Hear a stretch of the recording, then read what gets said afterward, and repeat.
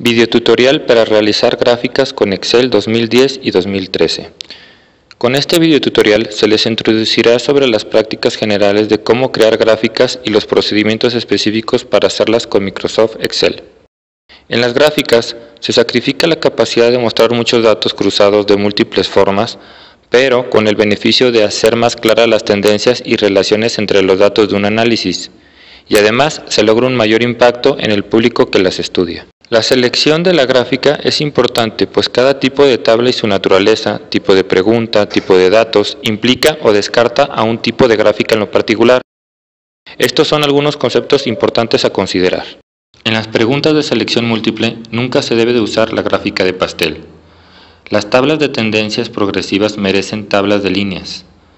Algunos análisis muy específicos se suelen presentar con tipos de gráficas especializadas, como el análisis de varianza, posicionamiento, etc. Cuide que los significados de los colores sean congruentes en todas las gráficas presentadas. Por ejemplo, el color rojo para la marca A, el azul para la marca B y el color verde para la marca C, etc. Esto con el fin de lograr claridad y congruencia ante el público. En un mismo reporte o presentación, use un solo estilo, combinación de colores, animaciones, logos, etc. y sea consistente en todas sus gráficas, con el fin de que al presentarse no confundan o den una mala imagen. Procedimientos para realizar gráficas con Excel.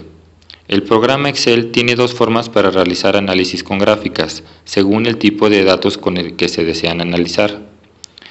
La primera es para hacer análisis usando como fuente una base de datos, siguiendo exactamente los mismos pasos y reglas que las tablas dinámicas, solo que en lugar de solicitar insertar tabla dinámica, se indica insertar gráfica dinámica. También se puede elegir una tabla dinámica ya creada y solicitar insertar una gráfica, desde el menú y botón correspondiente. En ambos casos se creará una tabla y una gráfica de gemelas características. En el video presentado con anterioridad se explican los conceptos y procedimientos para las tablas dinámicas y que aplican igualmente para las gráficas dinámicas.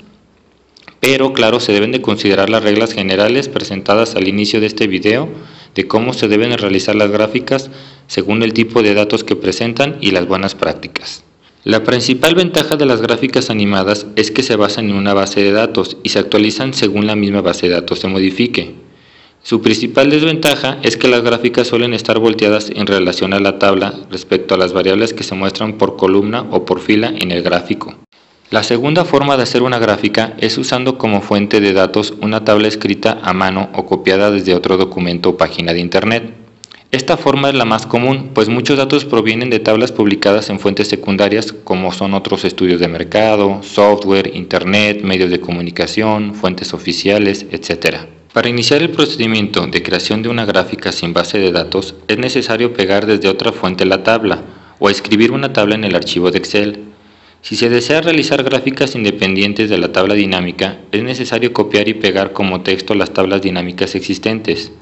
Esto ofrece algunos beneficios como modificar los datos, etc. Se debe de seleccionar de la tabla los datos que sí van a aparecer en la gráfica. Por lo general, esto descarta los totales de las filas y de las columnas, pues estos no se muestran en la gráfica como si se tratase de una respuesta o de un perfil. Se debe de insertar la gráfica desde el menú Insertar según el tipo correcto y lo que se quiera analizar. Una vez insertada la gráfica, esto se creará encima de la gráfica.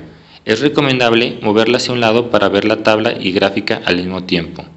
Cuando se selecciona la gráfica se subraya con colores los datos y los títulos de los ejes, con recuadros de colores en la misma tabla. Una buena práctica es contar con las tablas en porcentajes correctos antes de crear la gráfica, pero la gráfica está vinculada a la tabla de origen y cambios en los datos de la tabla modificarán a la gráfica de forma inmediata. Cuando se selecciona una gráfica en cualquiera de sus tipos, se mostrará una pestaña de herramientas de gráficos con las siguientes opciones: diseño, presentación, formato, y en el caso de las gráficas dinámicas también se mostrará la opción de análisis. En la opción diseño se pueden cambiar el tipo de gráfico, usar una plantilla llamada diseño de gráfico, donde se selecciona la información a mostrar en el gráfico como son título, ejes, leyenda, tabla, etiquetas del gráfico, etc. En dicha pestaña se encuentra un botón muy importante llamado Cambiar entre filas y columnas, el cual modifica si la gráfica se ve según las variables en las filas o en las columnas. Esto es muy importante para el análisis que queremos mostrar en la gráfica, pues afecta cómo podemos interpretar los datos severamente.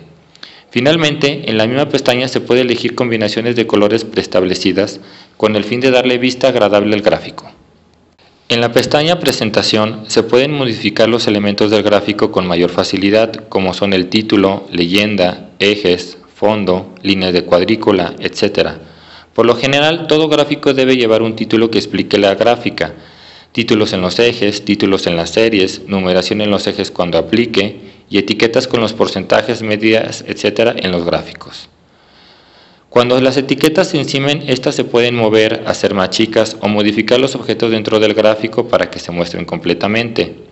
También se puede cambiar el tipo de gráfico de columnas a barras o viceversa, con el fin de evitar que se encimen las etiquetas. En la pestaña Formato se puede dar más formato a toda la gráfica o elementos específicos de la misma.